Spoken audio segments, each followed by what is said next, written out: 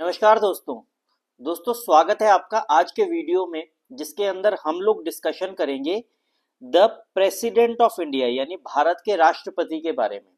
हम लोगों की सीरीज के अंदर ये नया चैप्टर है हमारा द प्रेसिडेंट ऑफ इंडिया।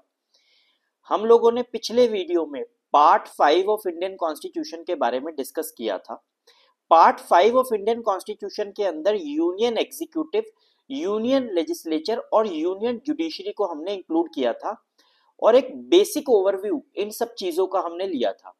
यहां पर हम लोग एग्जीक्यूटिव के जो सबसे मेन जो बॉडी है हमारे कंट्री के अंदर वो है द प्रेसिडेंट ऑफ इंडिया यानी भारत के राष्ट्रपति।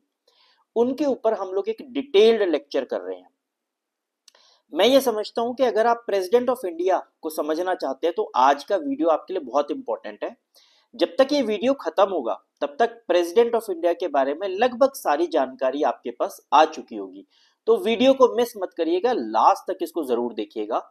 तो आइए शुरू करते हैं आज की ये क्लास, आज का ये वीडियो, आज का ये लेक्चर किसके ऊपर, द प्रेसिडेंट ऑफ इंडिया के ऊपर।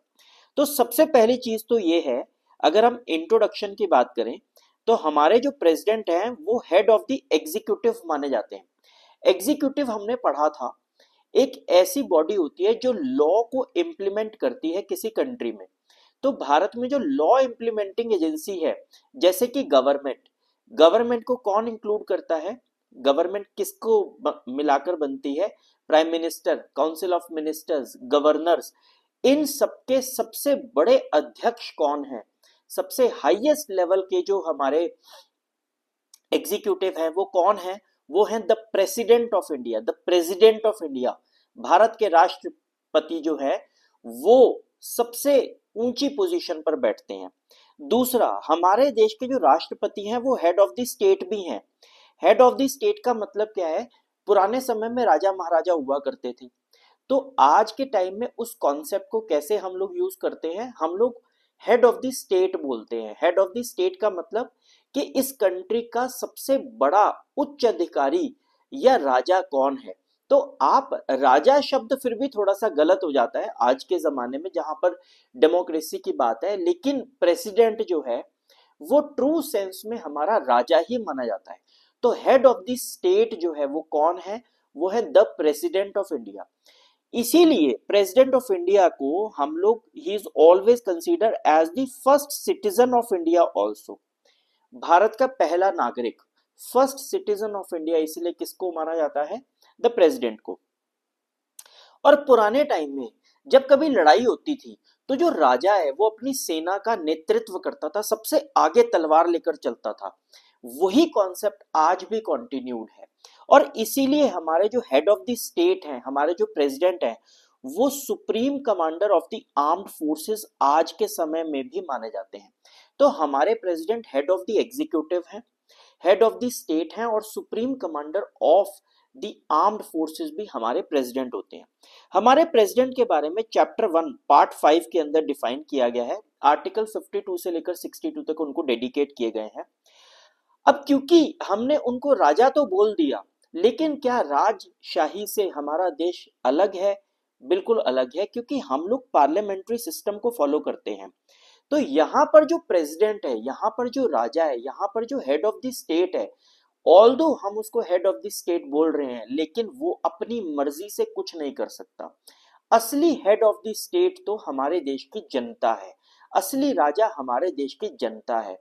इसीलिए डेमोक्रेसी के अंदर, पार्लियामेंट के अंदर क्या होता है कि हम लोग, देश की जनता जो है, प्राइम मिनिस्टर और काउंसिल ऑफ मिनिस्टर्स को चुनकर भेजती है और उनको कहती है कि आप जाकर हमारे जो हेड ऑफ द स्टेट हैं उनको गाइड करो, उनको एडवाइस करो। और हेड ऑफ द स्टेट को यह कहा जाता है कि आपने सारे काम करने हैं जो एक राजा, एक प्रेसिडेंट को करने हैं, एक हेड ऑफ द स्टेट को करने हैं, लेकिन आपने वो सारे काम प्राइम मिनिस्टर और काउंसिल ऑफ मिनिस्टर्स की मर्जी से ही करने हैं। तो क्योंकि हम लोग एक पार्लियामेंट्री डेमोक्रेसी में हैं, हम लोग एक पार्लियामेंट्री सिस्टम में हैं, so the president acts on the advice of council of ministers. Council of ministers कहां से आते हैं, देश की जनता के द्वारा चुने जाते हैं। तो इस तरीके से राजशाही और पार्लियामेंट्री सिस्टम में एक बैलेंस मेंटेन, राजशाही और डेमोक्रेसी में एक बैलेंस मेंटेन किया जाता है, पार्लियामेंट्री सिस्टम इस तरीके से चलाया जाता है।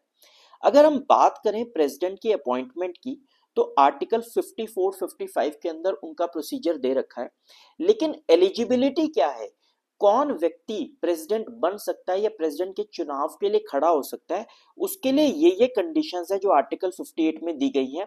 वो भारत का नागरिक होना चाहिए, he should be a citizen of India, उनकी एज 35 ईयर से ज्यादा होनी चाहिए, he should be qualified to be a member of Lok Sabha. हमारे देश में जो लोकसभा है उसका मेंबर होने के लिए जो जो भी रिक्वायरमेंट है, वो रिक्वायरमेंट एक प्रेसिडेंट के चुनाव में खड़े होने वाले व्यक्ति को वो रिक्वायरमेंट पूरी करनी पड़ेगी।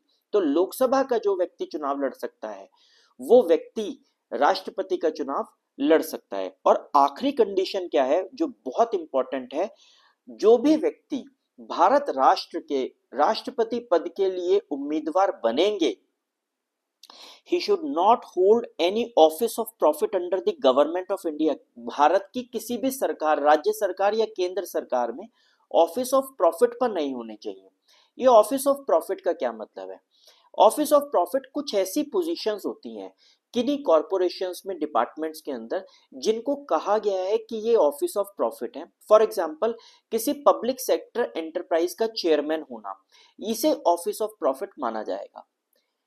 ऐसी ही और कोई ना कोई डिपार्टमेंट का हेड होना या किसी प्रॉफिटेबल डिपार्टमेंट, किसी ऑर्गेनाइजेशन का अध्यक्ष होना या चेयरमैन होना, ये आपको ऑफिस ऑफ प्रॉफिट के अंदर इंक्लूड करता है। तो ऐसे व्यक्ति जो हैं वो भारत सरकार के अंदर अगर एम्प्लॉयड है, ऑफिस ऑफ प्रॉफिट में है, तो वो राष्ट्रपति का चुनाव नहीं लड़ सकते। क्या वो राष्ट्रपति नहीं बन सकते? ऐसा नहीं है, वो राष्ट्रपति बन सकते हैं अगर वो उस नौकरी को उस समय छोड़ दें जब उन्होंने चुनाव लड़ना है। जैसे ही आप राष्ट्रपति का चुनाव लड़ने के लिए आए, आप उससे पहले अपनी वो नौकरी, अपना वो ऑफिस ऑफ प्रॉफिट छोड़ देंगे अगर, तो आप राष्ट्रपति के चुनाव के लिए एलिजिबल हो जाएंगे। तो ये 4 एलिजिबिलिटी की जो कंडीशंस हैं, ये डिफाइन की जाती हैं हमारे कॉन्स्टिट्यूशन के अंदर। उसके बाद आता है इलेक्शन प्रोसेस, कि राष्ट्रपति का इलेक्शन प्रोसेस कैसे कंडक्ट किया जाता है। हम लोग इतनी बात समझते हैं कि हमारे राष्ट्रपति का जो इलेक्शन प्रोसेस है, इलेक्शन होने का जो तरीका है, ये डायरेक्ट नहीं है। भारत में 2 तरह के चुनाव हो सकते हैं, डायरेक्ट होते हैं और इनडायरेक्ट भी होते हैं। डायरेक्ट चुनाव हम लोग स्टेट लेजिस्लेटिव असेंबलीज और लोकसभा के मेंबर्स को चुनने के लिए करते हैं, लेकिन भारत में जो इनडायरेक्ट चुनाव है उसके थ्रू हम लोग प्रेसिडेंट ऑफ इंडिया को इलेक्ट करते हैं। यानी देश की जनता डायरेक्टली अपना प्रेसिडेंट नहीं चुनती है। और ये जो लोग होते हैं, ये जो प्रेसिडेंट होते हैं हमारे देश में, वो एक इलेक्टोरल कॉलेज के द्वारा चुने जाते हैं। उन्हें कौन चुनता है? एक इलेक्टोरल कॉलेज। इलेक्टोरल कॉलेज के सदस्य कौन है? इलेक्टोरल कॉलेज के 2 तरीके के सदस्य होते हैं। पहले हैं all the elected members of both houses of parliament. हमारे देश में हाउसेज ऑफ पार्लियामेंट 2 हैं, एक लोकसभा और दूसरा राज्यसभा। इन दोनों के अंदर 2 प्रकार के लोग बैठते हैं।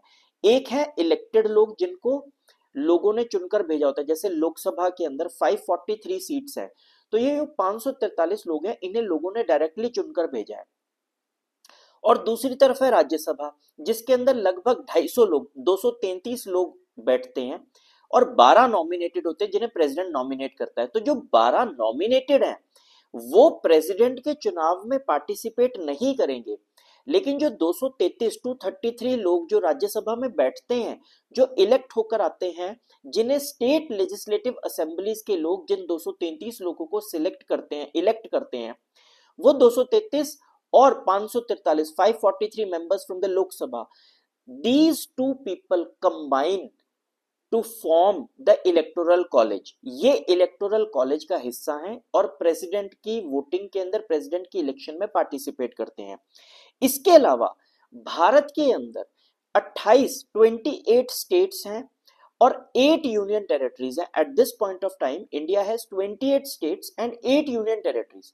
उन 28 स्टेट्स के अंदर जो स्टेट लेजिस्लेटिव असेंबलीज है, जिनके अंदर एमएलएज है, मेंबर ऑफ लेजिस्लेटिव असेंबलीज, वो एमएलएज, और जो 8 यूनियन टेरिटरीज हैं उनमें 3 यूनियन टेरिटरीज ऐसी हैं, जैसे दिल्ली, पुडुचेरी और जम्मू कश्मीर, जिनके अंदर विधायक है, एमएलए है, तो 28 स्टेट्स और 3 यूनियन टेरिटरीज, इनके मिलाकर जितने भी इलेक्टेड एमएलए हैं ये भी इलेक्टोरल कॉलेज का हिस्सा है।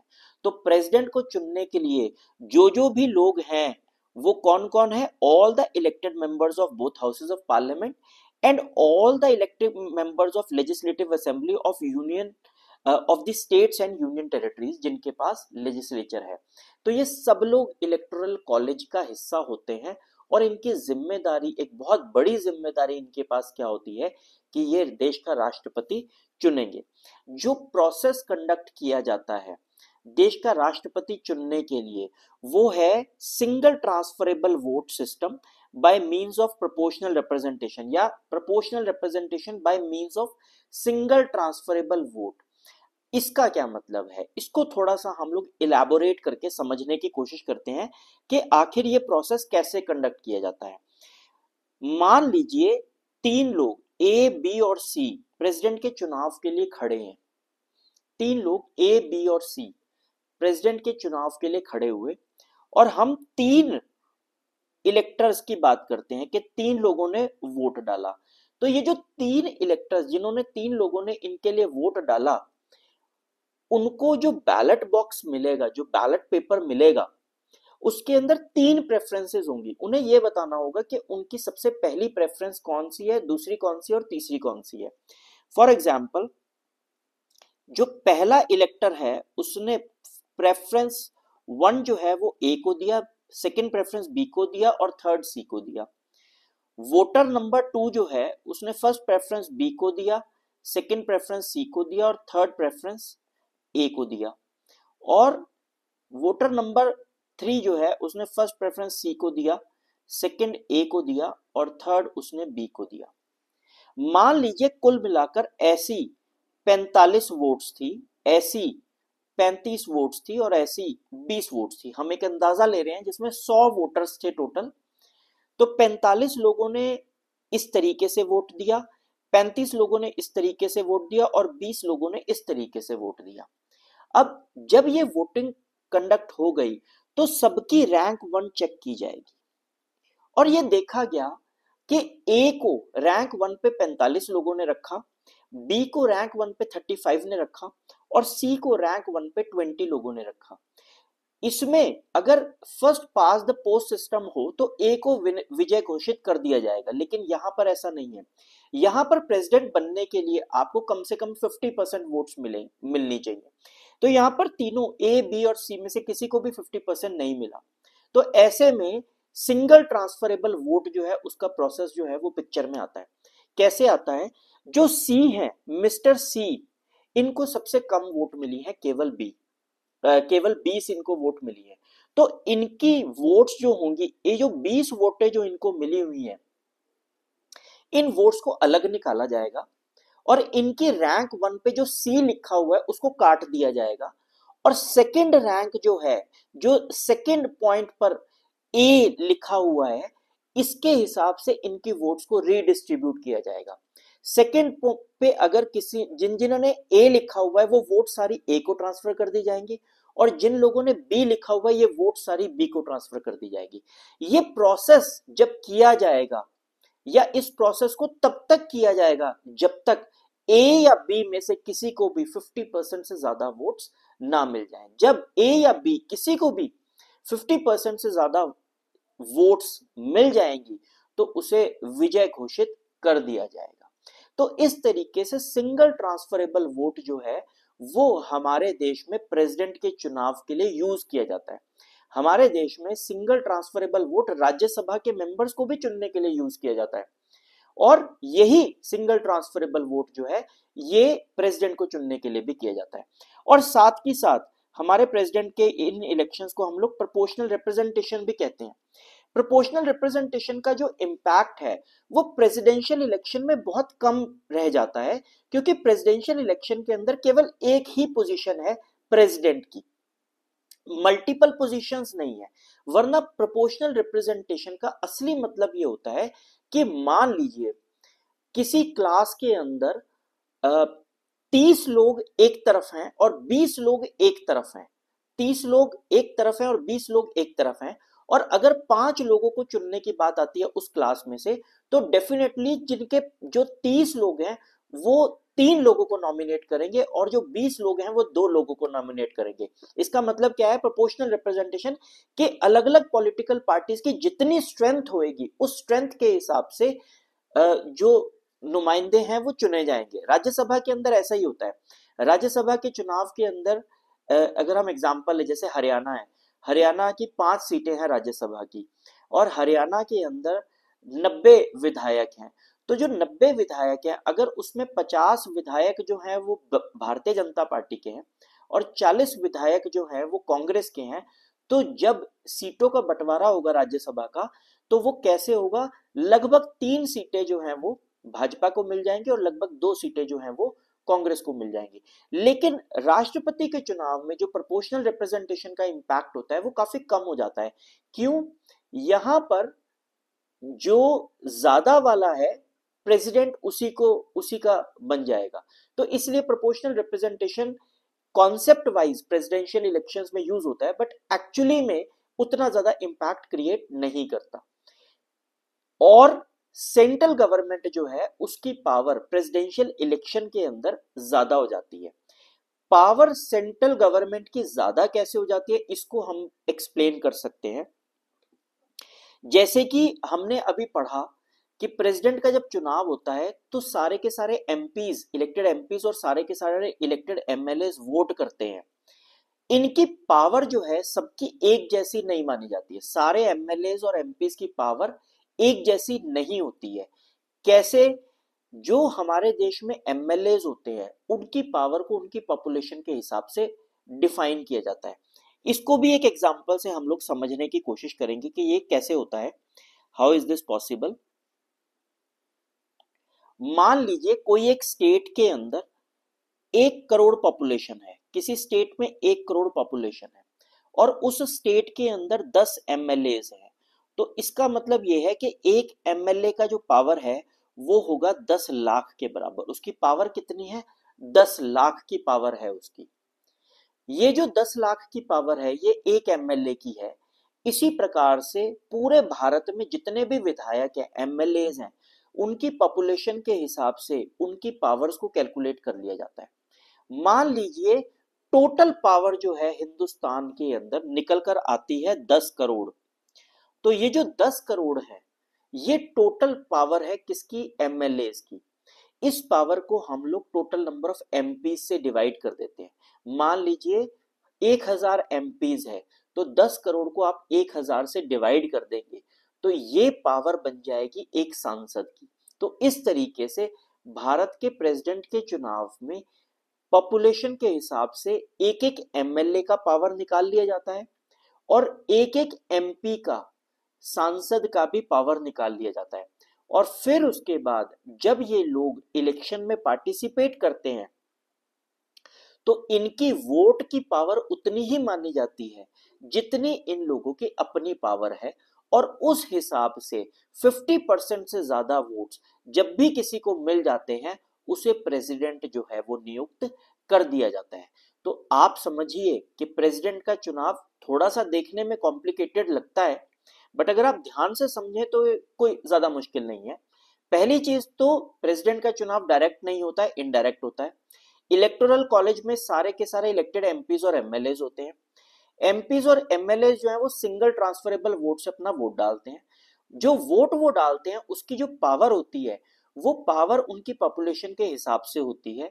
ये पॉपुलेशन के हिसाब से पावर कैसे डिफाइन की जाती है कि विधायक जो है किसी स्टेट का, उस स्टेट की total population divided by number of MLA in that state, उसके हिसाब से एक एमएलए का पावर हो जाता है। ऐसे ही पूरे हिंदुस्तान के सारे एमएलए का हम लोग पावर निकाल लेते हैं। उस सारे के सारे एमएलए पावर को हम लोग एमपी के पावर से इक्वेट कर लेते हैं, जिससे हम एक एक एमपी का पावर निकाल लेते हैं। और एमपी और एमएलए का पावर जब हमारे पास कलेक्टिवली एक एक एमपी और एक एक एमएलए का पावर आ जाता है, उसके बाद जो वोट वो डालते हैं उस वोट को हम उस हिसाब से कंसीडर कर लेते हैं और जिसको भी 50% से ज्यादा वोट्स मिल जाते हैं उसे हम देश का राष्ट्रपति चुन लेते हैं। तो ये पूरा का पूरा प्रोसेस जो है ये हमारे देश में प्रेसिडेंट के चुनाव के लिए कंडक्ट किया जाता है। तो इससे हम लोग जज कर सकते हैं कि वैल्यू ऑफ वोट्स जो है वो पॉपुलेशन और टोटल मेंबर्स के हिसाब से कैलकुलेट की जाती है। और दूसरी बात यह है कि अगर प्रेसिडेंट के चुनाव में किसी प्रकार की कोई इशू, कोई कंट्रोवर्सी, कोई केस फाइल होता है, कोई वायलेशन हो जाता है, ऐसा कोई भी अगर मैटर सामने आता है, तो उस मैटर को सुलझाने का, उसके ऊपर डिसीजन देने का, वर्डिक्ट देने का, जजमेंट देने का जो अधिकार है, वो एकाधिकार केवल और केवल सुप्रीम कोर्ट के पास है। अगर कोई व्यक्ति प्रेसिडेंट के चुनाव को चैलेंज करना चाहता है तो वो ये काम केवल और केवल सुप्रीम कोर्ट ऑफ इंडिया में ही जाकर कर सकता है। नेक्स्ट आता है, जब प्रेसिडेंट इलेक्ट हो जाता है तो उसका ओथ, आर्टिकल 60 में उसका ओथ लिखा हुआ है। हमारे देश के जो प्रेसिडेंट है वो चीफ जस्टिस ऑफ इंडिया की प्रेजेंस में ओथ कंडक्ट करते हैं।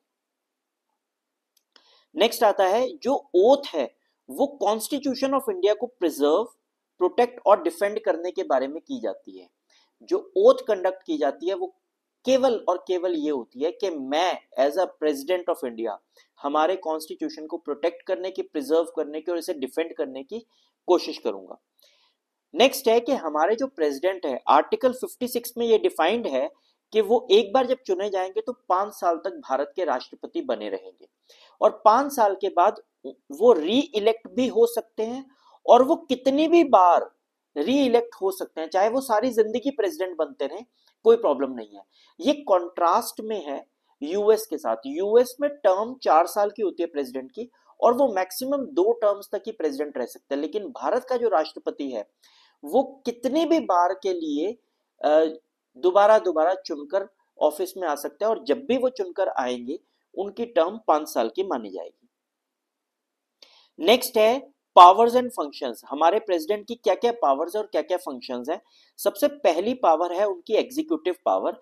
ये हमारे प्रेसिडेंट जो हैं, जो भारत के राष्ट्रपति हैं, वो अपॉइंट करते हैं प्राइम मिनिस्टर को, काउंसिल ऑफ मिनिस्टर्स को, गवर्नर्स को, अटॉर्नी जनरल, जजेस of high court and supreme court और बाकी के जो इलेक्शन कमिश्नर, सीएजी, ये सब जो बहुत ज्यादा इंपॉर्टेंट पोजीशंस पर लोग बैठते हैं हिंदुस्तान के अंदर, इन सब लोगों की अपॉइंटमेंट की जिम्मेदारी जो है वो केवल और केवल प्रेसिडेंट की होती है। प्रेसिडेंट अपनी मर्जी से इनको अपॉइंट करता है। हालांकि जब हम ये बात कहते हैं कि अपनी मर्जी से अपॉइंट करते हैं तो ये पूरे तरीके से सही नहीं है, क्योंकि स्पेसिफिक कंडीशंस में काउंसिल ऑफ मिनिस्टर्स और प्राइम मिनिस्टर की सहमति के साथ या जो कमिटीज बनाई गई हैं उनकी सहमति के साथ प्रेसिडेंट जो है ये इंपॉर्टेंट अपॉइंटमेंट्स हमारे देश में करते हैं। नेक्स्ट है कि हमारे जो प्रेसिडेंट है वो सारे के सारे एडमिनिस्ट्रेटिव फंक्शंस जो हैं, प्रशासनिक काम, काउंसिल ऑफ मिनिस्टर्स की मदद से, काउंसिल ऑफ मिनिस्टर्स की सहायता से कंडक्ट करते हैं। तो ये सब एग्जीक्यूटिव पावर्स हैं हमारे प्रेसिडेंट की। नेक्स्ट आता है लेजिस्लेटिव पावर्स। लेजिस्लेटिव पावर्स मतलब कि कानून बनाने की ताकतें भी क्या प्रेसिडेंट के पास है? तो उसका जवाब है हाँ। हमारे जो प्रेसिडेंट है वो पार्लियामेंट के सेशंस को समन कर सकते हैं और प्रोरोग कर सकते हैं। मतलब कोई पार्लियामेंट का सेशन कब शुरू होना है, कब खत्म होना है, इसके बारे में जो है हमारे प्रेसिडेंट ऑफ इंडिया डिसाइड करते हैं। वो कभी भी लोकसभा को डिसॉल्व कर सकते हैं, यानी कि अगर कभी उन्हें लगता है कि सरकार के पास मेजॉरिटी नहीं है तो वो पार्लियामेंट को, लोकसभा को डिसॉल्व कर सकते हैं और नए इलेक्शंस को कंडक्ट करने की बात रख सकते हैं।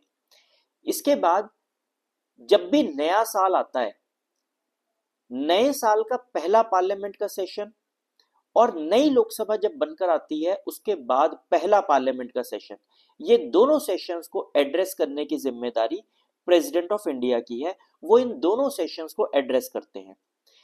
अगला काम पार्लियामेंट के अंदर उनका ये आता है कि वो कुछ मेंबर्स को नॉमिनेट करते हैं।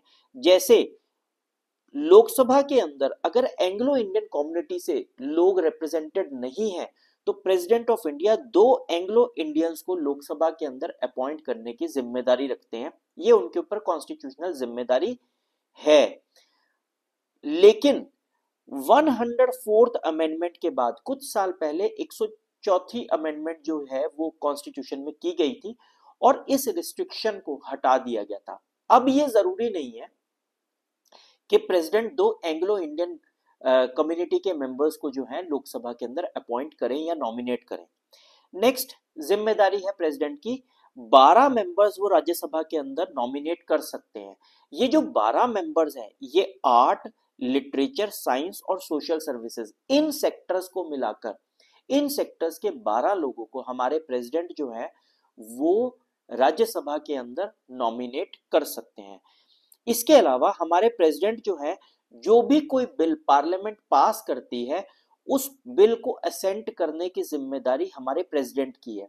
जब तक प्रेसिडेंट ऑफ इंडिया किसी बिल को असेंट नहीं करेंगे, उस पर अपने सिग्नेचर नहीं करेंगे, तब तक वो बिल भारत में कानून नहीं बन सकता। तो ये उनकी जिम्मेदारी है कि he assents to bills and exercises veto powers. Veto power अभी हम लोग थोड़ी देर में डिटेल में पढ़ेंगे।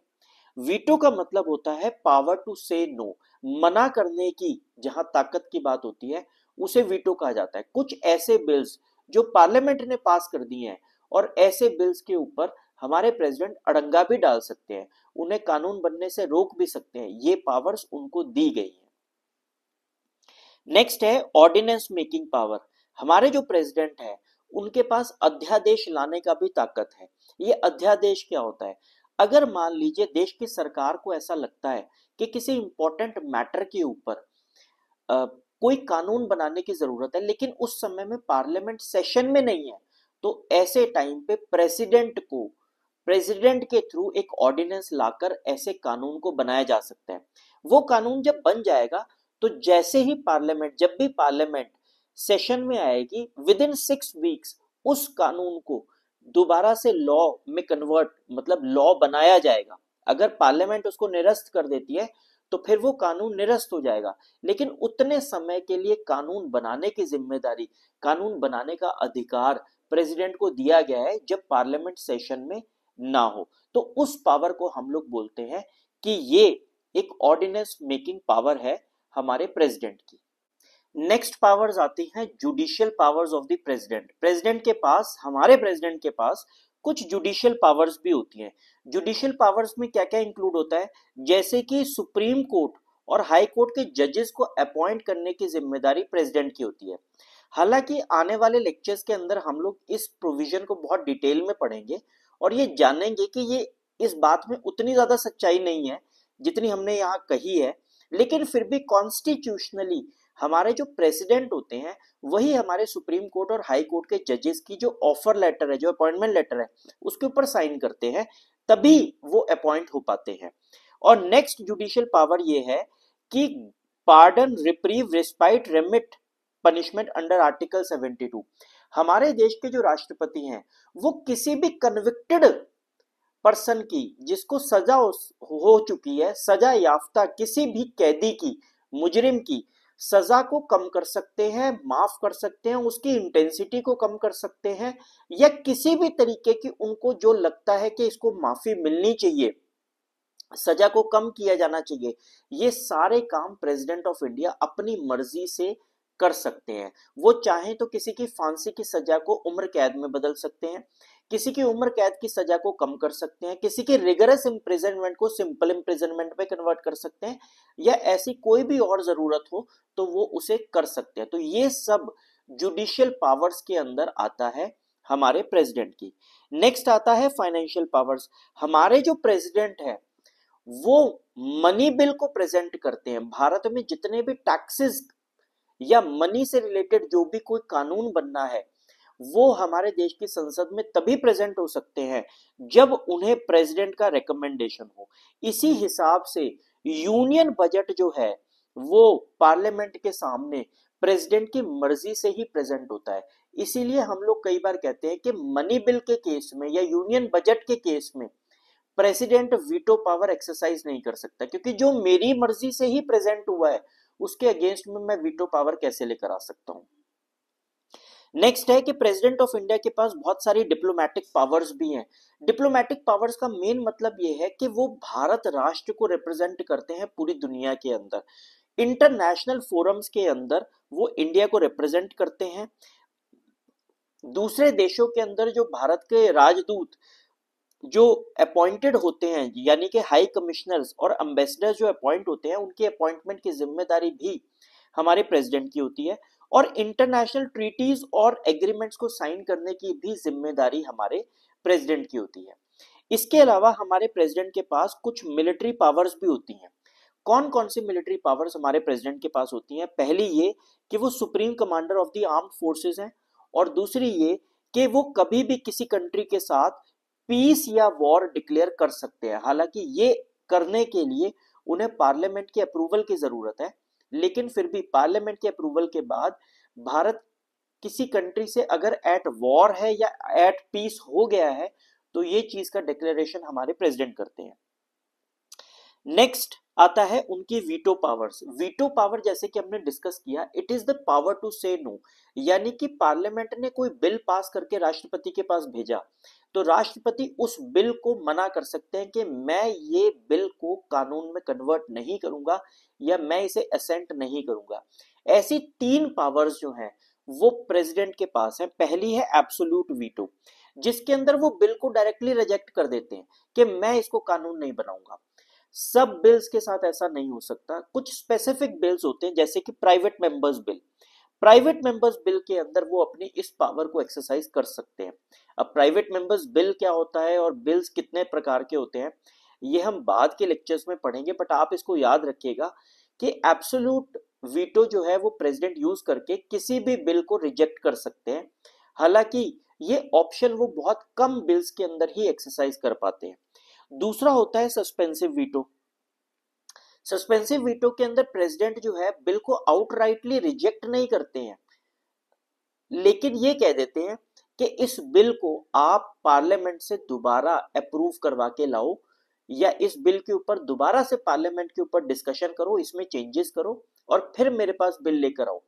लेकिन अगर दोबारा डिस्कशन करने पर बिल अपनी उसी ओरिजिनल फॉर्म में वापस प्रेसिडेंट के पास पेश कर दिया जाता है, तो प्रेसिडेंट को उसे असेंट करना पड़ता है। यानी प्रेसिडेंट एक बार उस बिल को वापस भेज सकते हैं, और अगर वापस से पार्लियामेंट ने बगैर उसमें कोई चेंजेस करे प्रेसिडेंट के पास वापस भेज दिया है, तो प्रेसिडेंट की अब मजबूरी है कि वो उसे असेंट जरूर करेंगे। लेकिन सस्पेंसिव वीटो मनी बिल के केस में नहीं हो सकता।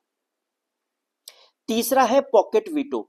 पॉकेट वीटो का मतलब है ना तो प्रेसिडेंट आउटराइटली किसी बिल को रिजेक्ट करते हैं, ना ही उसे वापस भेजते हैं, बस उस बिल को लेकर अपने ड्रॉअर में डाल के रख लेते हैं और उसके ऊपर कोई भी एक्शन नहीं लेते। कुछ समय के बाद या एक समय सीमा के बाद वो जो बिल है वो ऑटोमेटिकली लैप्स हो जाता है। कैसे लैप्स हो जाता है?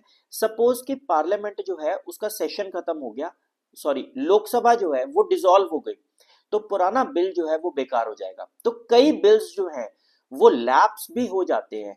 तो राष्ट्रपति ने क्या करा, ना तो मना किया, ना तो एब्सोल्यूट वीटो यूज करी, ना सस्पेंसिव वीटो यूज करी, बट उन्होंने बिल को लेकर अपने ड्रॉअर में रख लिया, पॉकेट वीटो यूज करते हुए उसको असेंट नहीं किया, और पड़े पड़े वो बिल जो है वो लैप्स हो गया। तो इस तरीके से वो कुछ स्पेसिफिक बिल्स के केस में पॉकेट वीटो को यूज कर सकते हैं। नेक्स्ट आता है इम्पीचमेंट। इम्पीचमेंट का मतलब होता है, हिंदी में मतलब है महाभियोग, कि क्या हम अपने प्रेसिडेंट को अपनी कुर्सी से हटा सकते हैं? तो इसका जवाब कॉन्स्टिट्यूशन में गिवन है कि हाँ, अगर हमारे प्रेसिडेंट साहब कॉन्स्टिट्यूशन को वायलेट करते हैं तो आप उन्हें उनकी कुर्सी से हटा सकते हैं। इस प्रोसेस को इम्पीचमेंट कहा जाता है। ये प्रोसेस थोड़ा सा मुश्किल है। इस प्रोसेस को किसी भी हाउस ऑफ पार्लियामेंट के अंदर शुरू किया जा सकता है, अगर उस हाउस के 1/4 मेंबर्स जो हैं इस बात की सहमति दे दें रिटर्न के अंदर। अगर लोकसभा के 1/4 मेंबर्स जो है रिटर्न में स्पीकर को ये कह देते हैं कि हाँ जी प्रेसिडेंट के खिलाफ महाभियोग शुरू किया जाए, तो ये महाभियोग शुरू कर दिया जाएगा। उसके बाद जो दूसरा हाउस है, मान लो ये प्रोसेस लोकसभा में शुरू हुआ, तो जो राज्यसभा है वो इन्वेस्टिगेट करेगा। वो पूरी की पूरी जो चार्जेस प्रेसिडेंट के अगेंस्ट लगाए गए हैं उसके अंदर वो पूरी इन्वेस्टिगेशन करेगा कि क्या ये चार्जेस सच है या झूठ है। इन्वेस्टिगेशन के दौरान वो प्रेसिडेंट को भी नोटिस देकर बुलाएगा और अपनी बात रखने का मौका देगा। और अगर वो हाउस इस बात में श्योर हो जाता है कि हाँ जी प्रेसिडेंट ने गलत किया है, तो फिर दोनों हाउसेस के अंदर वोटिंग करवाई जाती है, और उस वोटिंग में अगर 2/3 बहुमत से ये पास कर दिया जाता है कि प्रेसिडेंट को हटा दिया जाए, तो फिर राष्ट्रपति को अपने पद से इस्तीफा देना पड़ेगा, राष्ट्रपति को अपने पद से हटाया जा सकता है। तो इस प्रोसेस को हम लोग बोलते हैं इम्पीचमेंट। आजाद भारत के अंदर इम्पीचमेंट का प्रोसेस किसी प्रेसिडेंट के खिलाफ होना तो दूर, आज तक शुरू भी नहीं हो पाया है। उसका कारण बड़ा सिंपल है कि प्रेसिडेंट अपने मन से तो कुछ करते ही नहीं है। प्रेसिडेंट तो सारी चीज काउंसिल ऑफ मिनिस्टर्स के हिसाब से करते हैं। तो पार्लियामेंट बहुत फ्रीक्वेंटली काउंसिल ऑफ मिनिस्टर्स और प्राइम मिनिस्टर को तो हटाती रहती है। वो लोकसभा में उनको अपनी मेजोरिटी प्रूफ करना होता है, तो कई बार ऐसा होता है कि वो नहीं कर पाते हैं, तो सरकारें तो लोकसभा में गिर जाती हैं, लेकिन राष्ट्रपति को गिराना बहुत मुश्किल है। इम्पीचमेंट का सक्सेसफुल होना लगभग इम्पॉसिबल है भारत जैसी डेमोक्रेसी के अंदर। और फिर नेक्स्ट चीज आती है वैकेंसी एंड एक्टिंग प्रेसिडेंट। यदि भारत में प्रेसिडेंट की कुर्सी खाली हो जाती है किसी भी कारण से, चाहे रेजिग्नेशन की वजह से, इम्पीचमेंट की वजह से, डेथ की वजह से या इनकैपेसिटी की वजह से, तो हमारे जो वाइस प्रेसिडेंट है वो ही acts as the president till a new president is elected in this country. तो ये वाइस प्रेसिडेंट जो है वो प्रेसिडेंट की कुर्सी पर बैठते हैं और उनकी तरफ से काम करते हैं अगर किसी भी तरीके से प्रेसिडेंट अपना काम नहीं कर पा रहे हैं। और लास्ट आता है इमरजेंसी पावर्स। हमारे प्रेसिडेंट के पास कुछ इमरजेंसी पावर्स हैं। इमरजेंसी पावर्स हम लोग इमरजेंसी वाले टॉपिक के अंदर डिटेल में पढ़ेंगे। हम लोग यहाँ केवल इतना डिस्कशन कर सकते हैं कि जब भी भारत में कोई इमरजेंसी लगे, चाहे आर्टिकल 352 के तहत लगे, 356 के तहत लगे या 360 के तहत लगे, उस इमरजेंसी को डिक्लेयर करने की जो जिम्मेदारी है वो प्रेसिडेंट ऑफ इंडिया की है।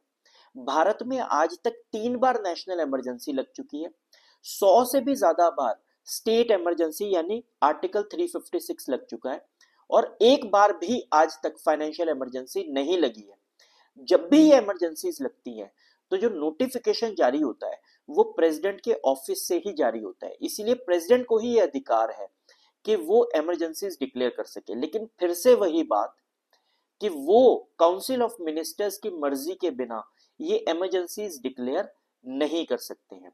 अगले वीडियोस में, फ्यूचर में जो वीडियोस होंगे हमारे, उसके अंदर हम इन्हीं प्रोविजंस को, प्रेसिडेंट की इन्हीं पावर्स को, इमरजेंसी पावर्स को, वीटो पावर्स को, बिल को कैसे अप्रूव करना है, इन पावर्स को और ज्यादा डिटेल के अंदर समझने की कोशिश करेंगे। तो ये हमारा पूरा लेक्चर था आज का प्रेसिडेंट ऑफ इंडिया के बारे में। अगर आप कोई भी इस बारे में अपनी बात कहना चाहते हैं तो कमेंट बॉक्स में जरूर लिखिएगा। इस वीडियो को लाइक और शेयर जरूर कीजिए और चैनल को जरूर सब्सक्राइब करिए। जय हिंद।